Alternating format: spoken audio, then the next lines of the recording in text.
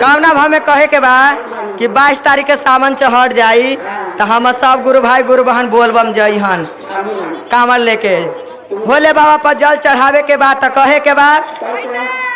पति से पत्नी कहतिया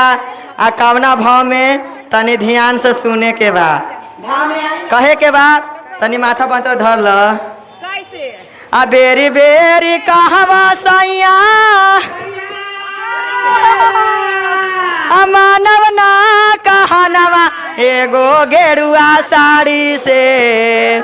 एगो गेरुआ साड़ी से आ देवघर ले ले चला सजनवा हो पर धनवा के गाड़ी से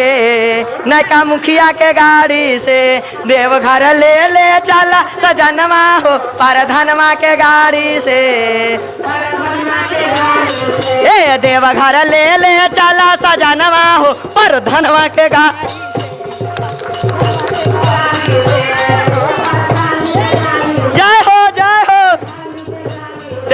देवघर ले ले चला सजनवा हो पर धनवा के गाड़ी से नैका मुखिया के गाड़ी से देवघर ले ले चला सजनवा हो पर धनवा के जय हो देवघर ले ले चला सजनवा हो पर धनवा के गाड़ी से नैका मुखिया के गाड़ी से देवघर ले ले चला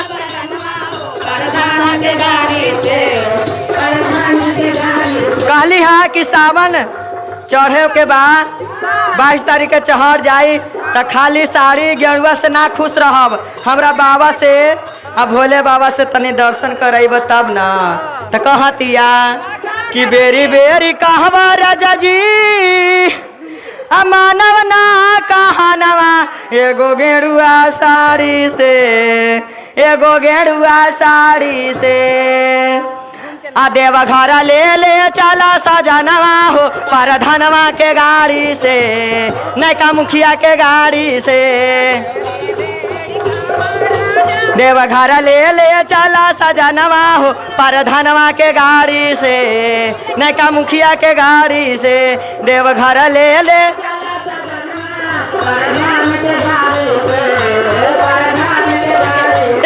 देवघर ले ले चला सजनवा हो पर धनवा के गाड़ी से नैका मुखिया के गाड़ी से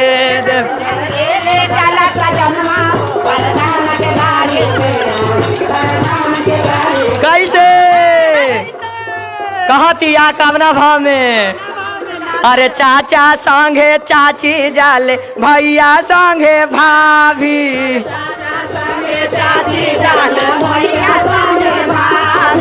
चाचा संगे चाची जाले भैया संगे भाभी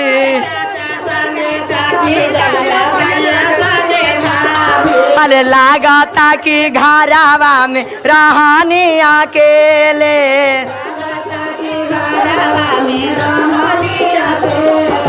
लागता कि घरावा में रहनी अकेले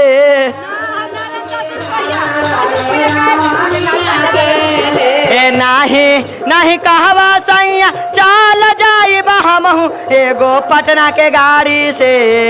एगो पटना के गाड़ी से देवघर ले ले चला सजनवा हो पर धनवा के गाड़ी से नैका मुखिया के गाड़ी से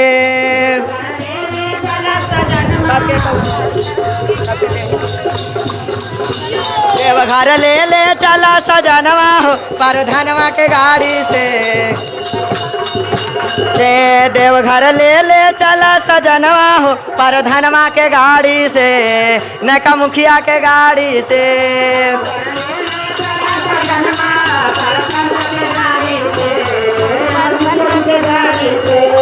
अरे भैया संगे भाभी जाल मौसा संगे मौसी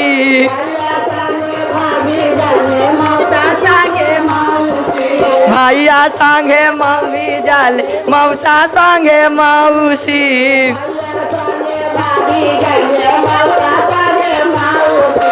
लागता कि घरवा में रहनी अकेले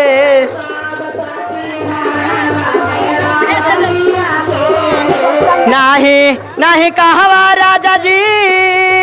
मानव ना कहना एगो गेरुआ साड़ी से एगो गेरुआ साड़ी से देवघर ले ले चला सजनवा हो परधनवा के गाड़ी से नैका मुखिया के गाड़ी से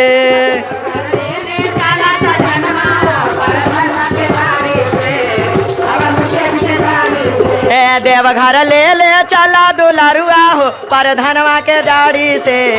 नैका मुखिया के गाड़ी से